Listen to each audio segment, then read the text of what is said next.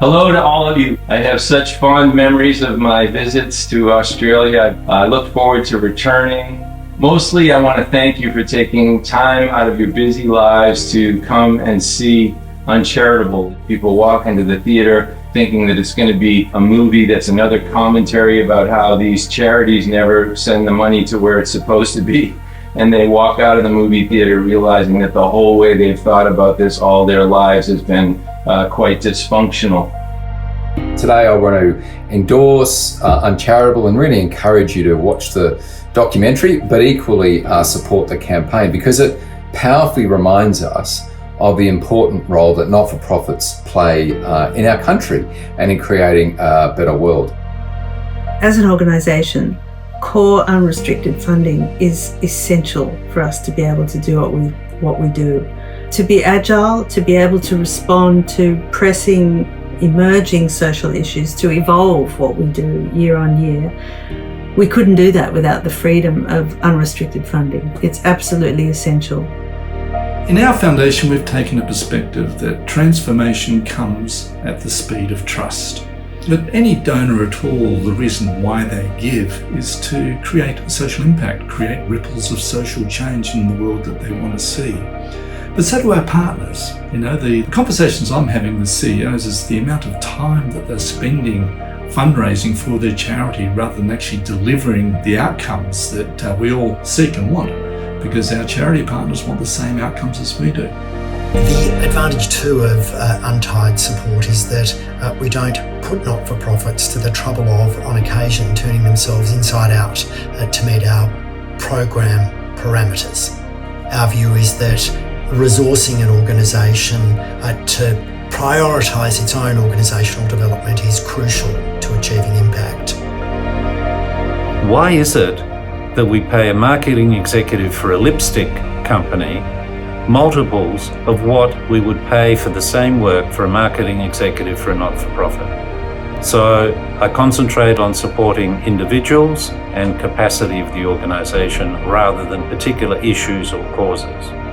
In 2020, we at ThankYou changed our entire funding model by moving towards an unrestricted way of giving to our charity partners who are serving the extreme poor.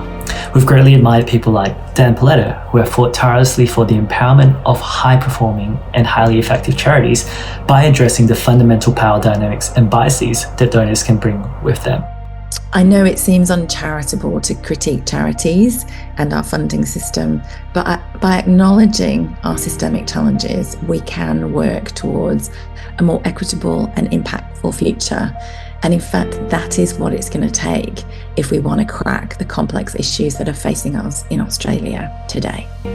Why not unite, coalesce? Why not formalise the meeting ground opportunities? And I think that opportunity to network, to meet, to develop and grow relationships, that's good. It's really the fundee that has the real power, in my opinion. They have the knowledge and the expertise to really shift the dial on some of our entrenched social issues. And so the small thing I have is capital. The real thing they have is knowledge and expertise. And if we can shift that thinking, then I think we open up those honest conversations and start that real dialogue and might be able to make more significant change. And I would love to see us all thinking about how our organisations can contribute to a sector-wide approach to changing the conversation. I think we have to completely reframe how we value and think about fundraising and take it out of the gutter and put it on the top shelf and say this is what should be celebrated and lauded, not football players, but fundraisers.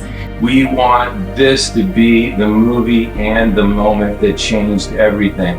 We want as many people in the world to see it. We want philanthropists to see it so that they start investing in growth. We want nonprofits to see it so that they start asking philanthropists to invest in their growth and so that they start taking bigger risks. We want retail donors to see it. We want the general public to see it.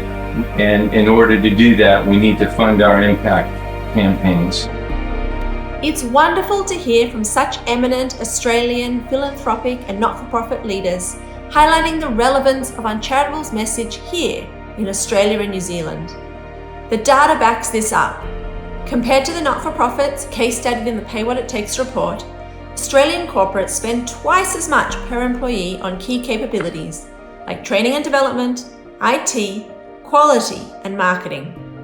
At Social Impact Hub, we've long championed Dan's work. Now we're thrilled to lead the Australian-New Zealand Impact Campaign for Uncharitable in collaboration with so many others. Our goal is straightforward. We want to amplify the film widely and for its message to be the driving force behind systemic change, making the world a better place.